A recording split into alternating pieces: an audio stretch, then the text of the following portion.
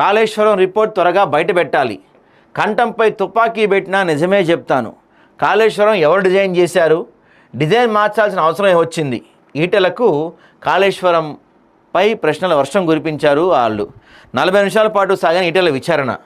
నిజమే చెప్తానంటూ ఈటెలతో ప్రమాణం చేయించిన కమిషన్. ఘోష్ కమిషన్ ముందు ఈటెల హాజరయ్యారు.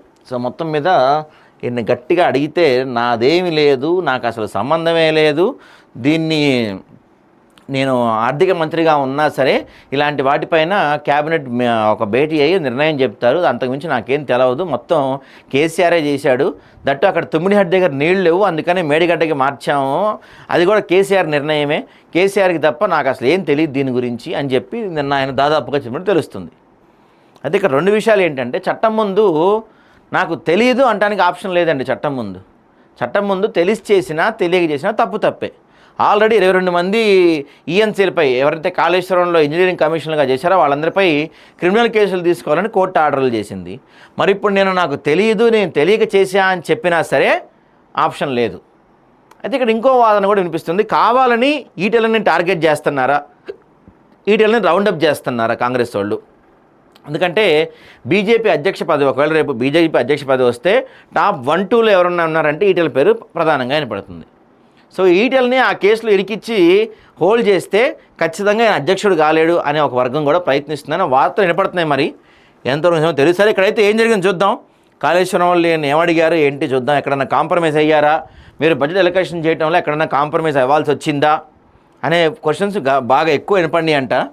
సో ఆయనతో పాటు నాటి మంత్రివర్గము కాళేశ్వరం బ్యాలు కట్టాలని తీర్మానించింది. తుమ్మిడిహట్పై మహారాష్ట్ర అభ్యంతరాలు తెలిపింది. అక్కడ నీటి లభ్యత లేదంటూ సిడబ్ల్యూసీ లేఖ రాసింది. సాగునీటి అవసరాల రీత్యానే ప్రాజెక్ట్ రీడిజైన్. కాళేశ్వరం తొలి అంచనా వ్యయం 60,000 కోట్లే. ఆ తర్వాత పలు మార్పులతో 80,000 కోట్లకు. కాళేశ్వరం కమిషన్ ప్రశ్నలకు మాజీ మంత్రి జవాబులు. సో మొత్తం 18 నిమిషాల పాటు కమిషన్ అడిగారంట ఆయన్ని. 38,000 కోట్లతో నిర్మించి తలపెట్టిన ప్రాణేత చేవల్ ప్రాజెక్ట్ నిర్మిస్తే ముంపు సమస్యతో పాటు అభయారణ్యానికి ఇబ్బందులు ఏర్పడతాయంటూ మహారాష్ట్ర అభ్యంతరాలు తెలిపింది. తుమ్మిడిహేటి వద్ద నీటి లభ్యత లేదని కేంద్ర జలవనరుల సంఘం అప్పట్లో వాటికి ఇటీవల సమాధానం ఇస్తూ 2014 జూన్ నుంచి 2018 డిసెంబర్ 18 వరకు అప్పటి ప్రభుత్వం ఆర్థిక మంత్రిగా పనిచేశా. మేడిగడ్డ బ్యారేజ్ కంటే ముందే 38,000 కోట్లతో తుమ్మిడిహేటి వద్ద నీటి నుంచి ఎత్తిపోసేందుకు ప్రాణహిత చేవల్ ప్రాజెక్టు నిర్మాణం చేపట్టగా అనుమతుల విషయంలో కేంద్ర జల సంఘం, మహారాష్ట్ర ప్రభుత్వం పలు అభ్యంతరాలు వ్యక్తం చేశాయి. మహారాష్ట్రలో ముంపు ఉండటం, రక్షిత అటవీ ప్రాంతం మునుగుతుండటంతో తుమ్మిడిహట్ బ్యారేజ్ని 152 మీటర్ల నుంచి 145 మీటర్లు తగ్గించాలని మహారాష్ట్ర సూచించింది. సో ఈ ప్రాజెక్ట్ ద్వారా 30 టీఎంసీలు పట్టణ ప్రాంతాలకు, 15 టీఎంసీలు పరిశ్రమలకు, 10 టీఎంసీలు గ్రామీణ ప్రాంతాల తాగునీటికి, 16.15 లక్షల ఎకరాలు సాగునీరుకి అందించాలని లక్ష్యం. కానీ అందుకు తగినట్లు తుమ్మిడిహట్ వద్ద నీటి లభ్యత లేదు. దీంతో బ్యారేజ్ని మేడిగడ్డకు మార్చాం. దీనికి సంబంధించి టెక్నికల్ కమిటీ క్షేత్రస్థాయిలో అధ్యయనం చేసింది. ఈ క్రమంలో పునరాకృతిపై నాటి CM KCR cabinet sub committee ఏర్పాటు నిర్ణయించారు. నాటి నీటిపారుదల శాఖ మంత్రి హరీష్ రావు చైర్మన్గా ఉన్న కమిటీలో నాతో పాటు రోడ్లు భవనాల శాఖ మంత్రి తుమ్మల నాగేశ్వరరావు సభ్యులుగా ఉన్నారు. టెక్నికల్ కమిటీ ఇచ్చిన నివేదికపై కేబినెట్ సబ్ కమిటీ చర్చించి సభ్యుల సంతకాలతో ప్రాజెక్ట్ రీడిజైన్కు 3 బ్యారేజ్ నిర్మాణం నిర్ణయించాం. ఆ తర్వాత సబ్ కమిటీ నివేదికను రాష్ట్ర కేబినెట్ ముందు పెట్టగా మంత్రి మండలి ఆమోదం తెలిపింది. మొదట కాళేశ్వరం ప్రాజెక్టును 63,000 కోట్లతో ప్రతిపాదించగా రైతుల నుంచి డిమాండ్లు రావడంతో నిర్మాణం జరిగే కొద్దీ వచ్చిన మార్పులతో 85,000 కోట్ల వరకు పెరిగింది. ఈరోజు ఎందుకు అంత ఎందుకు నాకు తెలియదు. సో ఏంటంటే ఇలాంటివి కార్పొరేషన్ ద్వారా నిధులు ఇచ్చాం, డైరెక్ట్గా ఆర్థిక శాఖ నుంచి నిధులు ఇవ్వలేదు, ఒక కార్పొరేషన్ ఏర్పాటు చేసాం. బ్యారేజీలను ఎవరు నిర్ణయించారు? సబ్ కమిటీ నిర్ణయం మేరకే రీడిజైన్ ప్రాజెక్ట్ చేపట్టారా? 3 బ్యారేజ్ నిర్మాణం ప్రతిపాదించింది నిపుణుల కమిటీయా కాదా? కాళేశ్వరం కార్పొరేషన్ లక్ష్యం ఏంటి అనే ప్రశ్నలకు ఇటీవల సమాధానం ఇస్తూ గోదావరిపై ఎక్కడెక్కడ బ్యారేజ్ నిర్మించాలనే దానిపై నిపుణుల కమిటీ అధ్యయనం చేశాక మేడిగడ్డ, అన్నారం, సుందిళ్ల వద్ద నిర్మించాలని నిర్ణయం జరిగింది. ప్రతి నిర్మాణం కూడా మంత్రిమండలి ఆమోదంతోనే జరిగింది. కొత్త రాష్ట్రం కావడంతో ప్రాజెక్ట్ నిర్మాణానికి నిధుల వెసులుబాటు కోసం ప్రత్యేకంగా ఎన్సీవీ అంటే కాళేశ్వరం ఇరిగేషన్ ప్రాజెక్ట్ లిమిటెడ్ KIPCLని ఏర్పాటు చేశాం. నీటిపారుదల నిపుణుడు హరిరామ్ను దీనికి చైర్మన్గా నియమించింది. కార్పొరేషన్ తీసుకున్న రుణాల గ్యారంటీగా ప్రభుత్వం సంతకాలు చేసింది. నిధుల విడుదల అంతా కార్పొరేషన్ ద్వారానే జరిగింది. ఆర్థిక శాఖకు సంబంధం లేదు. ప్రభుత్వ బడ్జెట్ నుంచి కాకుండా బ్యారేజీల నుంచి నీటి వినియోగంతో వచ్చే రెవెన్యూ ద్వారా రుణాలు చెల్లింపు చేస్తామంటూ విజయ బ్యాంక్తో చేసుకున్న రుణ ఒప్పందంలో KIPCL ప్రత్యేకంగా పేర్కొంది కదా అని కమిషన్ ప్రశ్నించగా, వివిధ కేటగిరీల కింద నీటి సరఫరా ద్వారా వచ్చే రాబడి నుంచి చెల్లింపు చేయాలని కార్పొరేషన్ నిర్ణయించిందని చెప్పారు.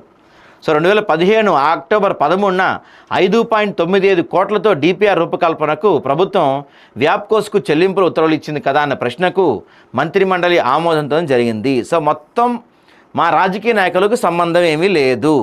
మొత్తం బ్యారేజ్ నిర్మించిన స్థలం సరైనది కాదనే విషయంపై మీరేమంటారంటే, ఏ బ్యారేజ్ ఎక్కడ కట్టాలన్నది టెక్నికల్ కమిటీ చూసుకుంటుంది, ఆర్థిక శాఖకు సంబంధం లేదు, నేను సమాధానం చెప్పలేను, మా రాజకీయ నాయకులకు సంబంధం లేదు.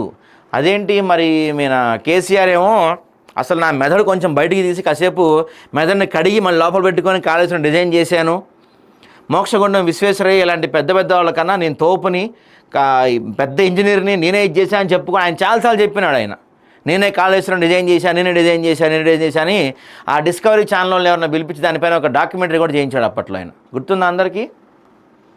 మరి నివేదిక బయట పెట్టాలని అడుగుతున్నారంటే ఈయన.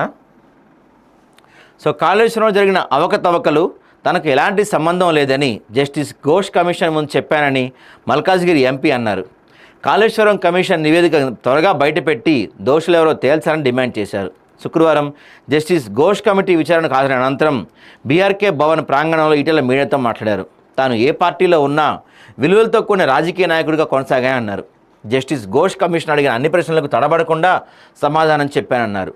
కాళేశ్వరం సృష్టికర్త కేసీఆరేనా అని కమిషనర్కు చెప్పారని విలేకరులు ప్రశ్నించగా, అలానే తాను చెప్పలేదని, ఈ విషయాన్ని అనేకసార్లు కేసీఆరేనే అన్నారని బదులిచ్చారు.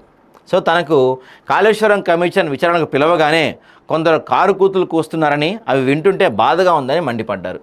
సో మెల్లగా ఇక్కడ అర్థమవుతుంది ఏంటంటే, ఈయన కూడా నాకేమీ సంబంధం లేదు, మొత్తం ఏం చేసినా కేసీఆరే చేసిండు, కేసీఆర్ దీనికి మొత్తం కర్త కర్మ క్రియ అన్నీ ఆయనే, ఆయన చెప్పినట్టు మేము చేసామని చెప్పొచ్చాడు. కానీ దా థింగ్ ఏంటయ్యా అంటే, చట్టం ముందు తెలియదు అంటానికి ఆప్షన్ లేదు. నువ్వు తెలిసి సంతకం పెట్టినా తెలియకుండా సంతకం పెట్టినా సంతకమే.